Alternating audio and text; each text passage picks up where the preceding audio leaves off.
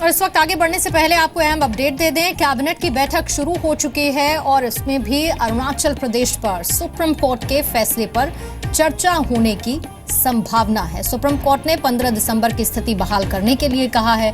ये कहा है कि उससे बाद जितने भी फैसले लिए गए हैं उस तारीख के बाद 15 दिसंबर के वो सब निष्प्रभावी माने जाएंगे और कांग्रेस की सरकार बहाल होगी। पहला सत्र राज्यपाल के बुलाने को असंवैधानिक कोर्ट की तरफ से करार दिया गया। फिलहाल कैबिनेट की बैठक शुरू हो चुकी है और ऐसी संभावना भी है कि अरुणाचल प्रदेश के मुद्दे पर भी बैठक में चर्चा हो सकती है। और सीधा न्यूज रूम का रुख कर लेते हैं, मेरे सहयोगी रविंद्र वहां से जुड़े हुए हैं। रविंद्र, कितनी संभावना अरुणाचल प्रदेश मसले पर चर्चा होने की कैबिनेट की बैठक में?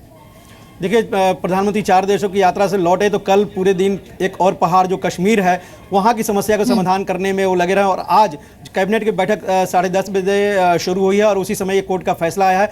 इस बैठक में कानून मंत्री रविशंकर प्रसाद तो हैं, वित्त मंत्री अरुण जेटली जो खुद ही कानून के ज्ञाता हैं और अन्य कई काबीना वरिष्ठ मंत्री भी हैं, गृह मंत्री राजनाथ सिंह भी हैं। तो कहीं ना कहीं इस बैठक में प्रधानमंत्री अरुणाचल प्रदेश में जो फैसला आया है कोर्ट का और ये फैसला क्यों आया, कैसे हालात बने, इसकी जानकारी कम से कम इन वरिष्ठ मंत्रियों से जरूर लेंगे। और एक बात और मैं बताना चाहूँगा कि 18 तारीख से ही मानसून सत्र भी शुरू हो रही है, तो बीजेपी के लिए काफ़ी मुश्किल होगी कि इस सत्र में बीजेपी और सरकार चाहती थी कि जीएसटी पारित कराए कांग्रेस को अन्य विपक्षी दलों के साथ अलग करके, लेकिन इस अरुणाचल प्रदेश ने कम से कम कांग्रेस को अन्य विपक्षी दलों के एकजुट करने में ये एक बड़ा मुद्दा दे दिया है। जिस जीएसटी को लेकर कांग्रेस अलग थलग पड़ गई थी विपक्षी दलों के अन्य खेमे में, इस मुद्दे को लेकर वो एकजुट करेगी सारे विपक्षी दलों को और जीएसटी के लिए काफ़ी पारित करना थोड़ा और विलंब हो सकता है। सरकार के लिए ये मुश्किल होगी। जिस तरह से नेशनल हेराल्ड मसले को लेकर पिछला सत्र काफ़ी हंगामेदार रहा, इस सत्र की शुरुआत भी अरुणाचल प्रदेश को लेकर होने की पूरी संभावना है। जबकि जीएसटी प्राथमिक एक मुद्दा जिस पर चाहती थी मोदी सरकार की सर्वसम्मति से कोई फैसला लिया जाए और मुद्दे यहाँ पर शामिल रहेंगे। लेकिन रविंद्र, एक चीज और,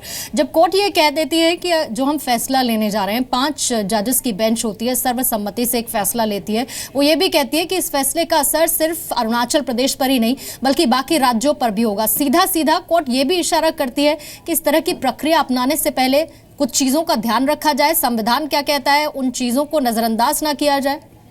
देखिए, ये 2 जजों के बेंच की फैसला नहीं है, ना ही 3 जजों का, ये 5 जजों के संवैधानिक पीठ का फैसला है। यानी इसका जो इस फैसले का असर दूरगामी होगा। जिस तरह बोमई मसले पर हुआ था, उसने जो फैसला सुनाया था आज तक लागू, आगे भी लागू होगा। ये 5 जजों की जो सर्वसम्मति से एक राय से जो फैसला सुनाया है, कहीं ना कहीं ये केवल अरुणाचल प्रदेश, उत्तराखंड और अन्य जो राज्य हो सकते हैं उसी के नहीं, आने वाले दिनों में भी ये सुनिश्चित कर दिया है कि राज्यपाल जो एक संविधान के जो एक मूल तत्व है कि जो राज्य सरकार है उसके एडवाइस पर काम करेगी। तो कहीं ना कहीं ये जरूर सुनिश्चित कर दिया है इस फैसले ने कि आगे राज्यपाल संविधान के इस मूल तत्व को ध्यान में रखेंगे और इस तरह के सत्र को आगे पीछे नहीं करेंगे। बहुत बहुत शुक्रिया रविंद्र पूरी जानकारी देने के लिए।